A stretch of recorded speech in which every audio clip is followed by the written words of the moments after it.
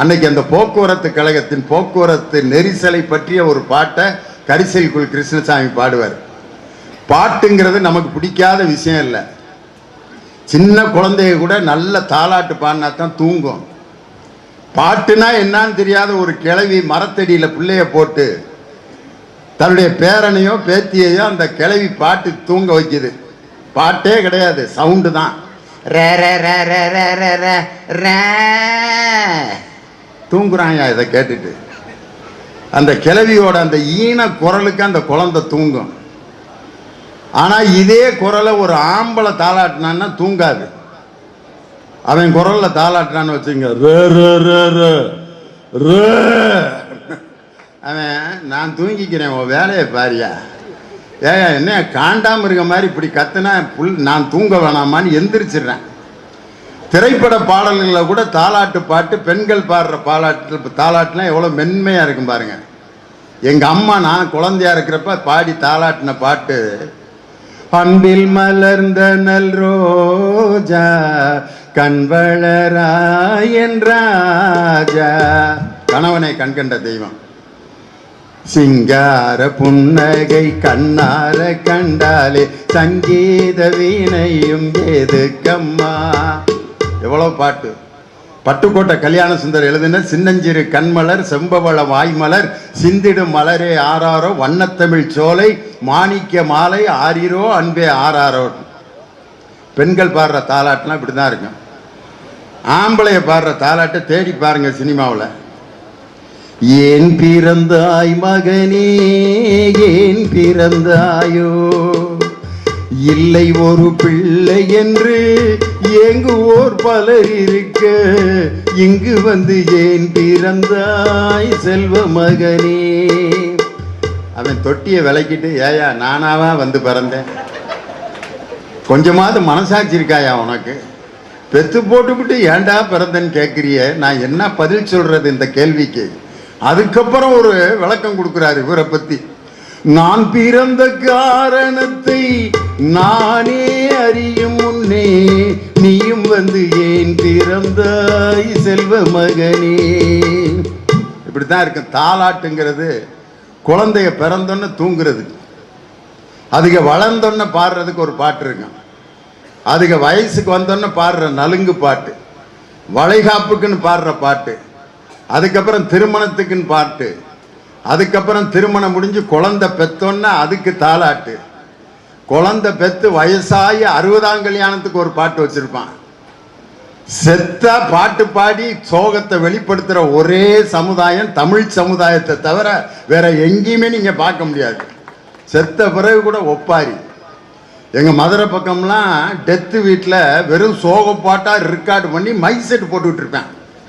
வெறும் சோகப்பாட்டு சிடி, அதுக்குன்னே வரிசையா எந்த பாட்டோட தொடங்குவாங்க தெரியுமா? ஆடியா ஆட்டம் என்ன, இதான் காலையில் 6 மணிக்கு.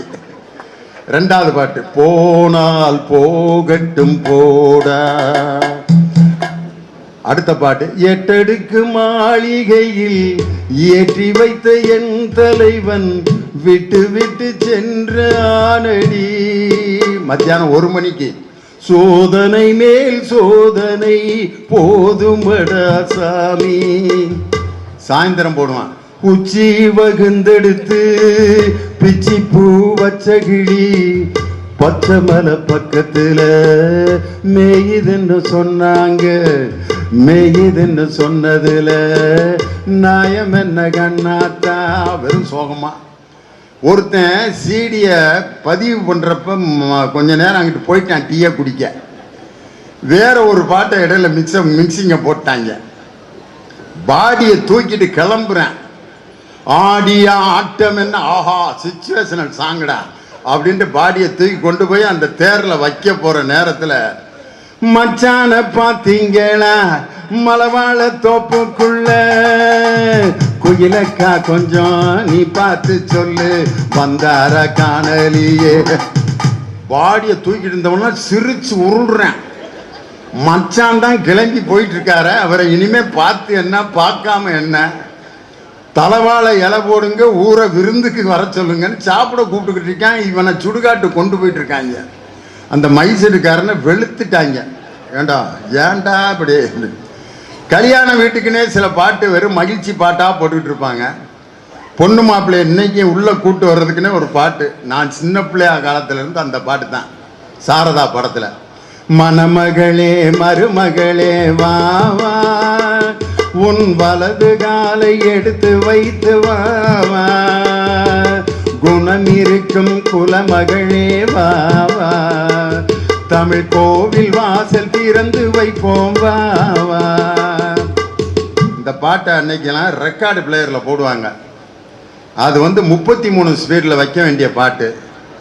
அவசரமாக அந்த ரெக்கார்டு போடுறவர் 28 வச்சுட்டார். பொண்ணு மாப்பிள்ள நிற்கிறாங்க, போடுறா பாட்டை. மருமகளே மருமகளே எடுத்து வைத்த அந்த பிள்ளை பயந்துருச்சு. என்னடா வேற சைனா மொழியில் கூப்பிட்டு பாட்டு வைக்கிறாங்கன்ட்டு.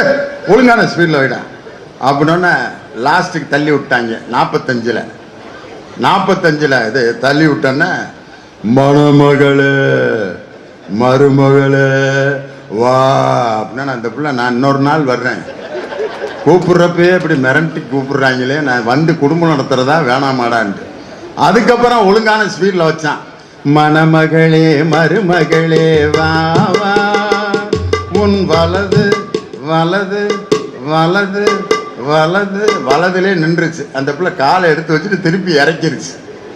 சகனம் சரியில்லை வேணாம் அப்படின்னு. ஒரு பாட்டு நம்ம உடம்புல எவ்வளோ ஒரு பாதிப்பை உண்டாக்குது. அவர் சினிமா பாட்டில் அவர் பேசின பேச்சு உலகம் முழுவதும் வைரல் ஆயிடுச்சு. ஒரு பாட்டு புது பாட்டு நீங்கள் என்ன பாட்டு பாடினாலும் அதுக்கு கோனார் நோட்ஸ் போட்டுருவார். அப்படி ஒரு வல்லமையுள்ள ஒரு மனிதர். எந்த பாட்டுக்கு அவர் விளக்கம் சொன்னார்னா, இந்த திருநெல்வேலியை மையமாக வச்சு ஒரு பாட்டுக்கு விளக்கம் சொன்னார்.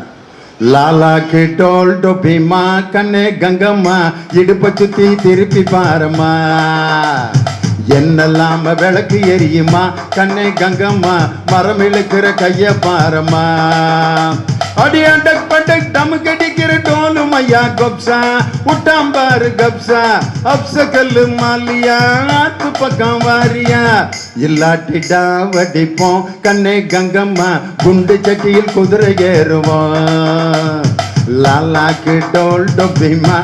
இந்த பாட்டை நான் பாடி இப்படிலாம் பாட்டு எழுதுறாங்களேன்னு சொன்னேன். அதுக்கு மேடைக்கு ஒரு விளக்கம் கொடுத்தாரு பாருங்க. நடுவர் அவர்களே, இந்த பாடல் ஒரு சமுதாய சிந்தனை உள்ள ஒரு பாடல். லாலா என்றால் என்ன? திருநெல்வேலியில் அல்வா கிண்டும் இடம். டோல் என்றால் அடுப்பு, டப்பி என்றால் மாவு வைக்கும் பெட்டி.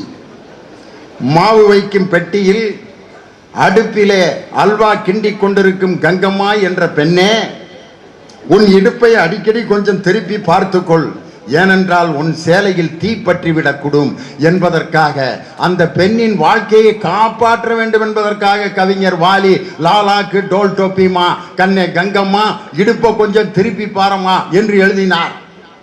கவிஞர் வாலி கண்ணீர் விட்டு அழுதுட்டார்.